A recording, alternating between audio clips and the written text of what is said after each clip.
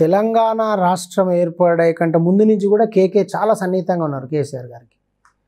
కానీ 2 సార్లు రాజ్యసభ తీసుకున్నారు. కూతురుకు జిహెచ్ఎంసీ మేయర్ ఇప్పించుకోగలిగారు.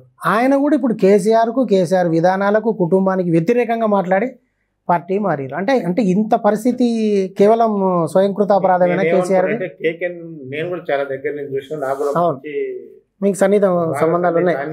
అవును, గంటలు గంటలు మాట్లాడుతున్నాం. నా పుస్తకాన్ని ఢిల్లీలో ఆయనే రిలీజ్ చేసిండు, ఆయనే చీఫ్ గెస్ట్.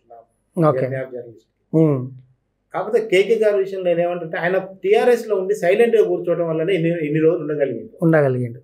నోరిపితే ఈ పాటికి ఎప్పుడు వేడు పడేది.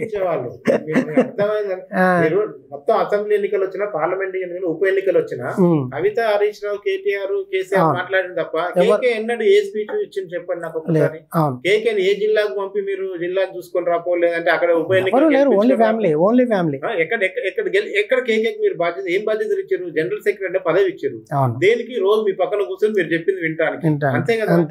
ఆయన ఎదురు చెప్పింది ఏముంది? ఆయన మీతో డిఫర్ అయింది ఏముంది నాకు చెప్పండి. డిఫర్ అయి బయటకు వచ్చి ప్రెస్ మీట్ లో మా పార్టీలో తప్పు చేస్తున్నారు నన్ను చెప్పగలిగింది. అంటే సైలెంట్ గా ఆడ జరుగుతుంది. అంటే పదవి కోసం ఇన్ని రోజులు సైలెంట్ గా ఉంటారని అనుకోవచ్చుగా మనం కృష్ణ. అదే అంటున్నా నేను. కేకే సైలెంట్ గా ఉండబట్టి ఈ రోజు మీ గొప్ప నాయకుల్లా కనపడుతుంది. కానీ అంతేనా? కేకే కాంగ్రెస్ లో కేకే సైలెంట్ గా ఉన్నాడా? రాజశేఖర రెడ్డి గారు సీఎం ఉన్నప్పుడు ఒక సీఎం కవరేజ్ కంటే కేకే కవరేజ్ ఎక్కువ వచ్చేది. నేను ఉన్నా కదా, సీఎం మాటల కంటే కూడా కేకే మాటలు ఎక్కువ హైలైట్ చేసి రాసేది మీడియా. అంత గవర్నమెంట్ ఫ్రిక్షన్ అంత కనపడింది పార్టీకి, గవర్నమెంట్ కి. మరి మీరు అదే పని టీఆర్ఎస్ నుండి చేయలే కదా, అధికారం పోకపోయేది కూడా. కేకే చెప్పిన సలహాలు సూచనలు వినుంటే కూడా అధికారం పోకపోయేది టీఆర్ఎస్ అధికారం. సో వేట్ల యాక్సెప్టెన్స్ ఉంది ఆయన పార్టీ మారడానికి అనుకుంటారా మీరు? అంటే కేకేని తీసుకున్న నిర్ణయం అంటే కూతురు అంటే సరే, ఆమెకు పదవి ఇంకా చాలా రోజులు ఉండాలి, అవిశ్వాస తీర్మానం పెట్టకుండా పదవి కోల్పోకుండా కాపాడుకుంటే పోయింది అనుకోవచ్చు. ఈయన చివరి దశలో అంటే కేకేకి జనరల్ గా అంటే ఇప్పుడు మీరు కేకే గాని, కాకా గాని, విహెచ్ గాని, జానారెడ్డి గాని, ఒక 10 పేర్లు మీరు తీసుకుంటే సీనియర్ కాంగ్రెస్ అనగానే ఒక 10 పేర్లు గుర్తొస్తాయి. డిఎస్ గాని, అందులో కేకే కూడా ఉంటాడు.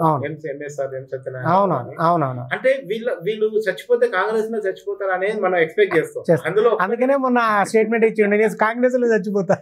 అందులో రూట్ తప్పింది ఇద్దరే, డిఎస్, కేకే ఇద్దరు పిఆర్ఎస్ పోయి మళ్ళీ ప్రయత్నం చేశారు. అంటే కాంగ్రెస్ అనగానే మనకు కనిపించే ఒక 10 ఇంపార్టెంట్ ఫేస్ లో వ్యక్తులు మళ్ళీ ఈ రోజు కాంగ్రెస్ కు రావడం అనేది నిజంగా కాంగ్రెస్ పార్టీకి ఎంతో కొంత బలమే, మోరల్ సపోర్ట్. ఇప్పటి నుంచైనా కేకే లాంటి వాళ్ళు మళ్ళీ ఇక్కడ ఉన్న రేవంత్ రెడ్డి మీద విమర్శలు చేయకుండా, ఎందుకంటే మీకు మళ్ళీ అదే తయారైద్దాం. నిజాలు మాట్లాడినా కానీ మీరు ఇన్ని రోజులు ఒక్క నిజం కూడా చెప్పలేకపోయారు కదా మీరు. ఇప్పుడు కనీసం సద్విమర్శలో విత్ ఇన్ ద రూమ్ లోనే చెప్తే బెటర్, మళ్ళీ మీడియాలో చెప్పకుండా. కేకే ఇష్యూస్ ఇస్తారు. లేదంటే ఈయన వచ్చి రేపు మీకు చూడండి, కేకేకి ఇంకొక దానికి కూడా కేకే గోల్ వేసి ఉంటారు. రేపు పార్లమెంట్ ఎన్నికల తర్వాత రేవంత్ రెడ్డి పిసిసి ప్రెసిడెంట్ గా రిజైన్ చేస్తారు. మీరు ఇలా మంత్రులు రెడ్డిలే ఉన్నారు, అవును, ముఖ్యమంత్రి రెడ్డి ఉన్నాడు, అవును, పిసిసి ప్రెసిడెంట్ ఇప్పుడు రెడ్డి ఉన్నాడు. రేపు ఖచ్చితంగా బీసీలకు వచ్చే అవకాశం ఉంటది. ఆ రేసులో ఇప్పటి వరకు మధు యాష్కున్నాడు.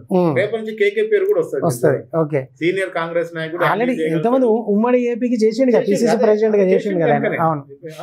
హనుమంతరావు కూడా చేసినాడు.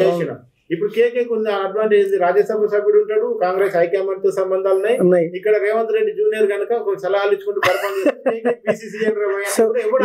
అడ్డుపడే పరిస్థితి. ఈ రకంగా మళ్ళీ కట్టుబడతారా అలాంటి వాళ్ళకి మళ్ళా ఇబ్బంది వచ్చే పనే కనపడుతుంది.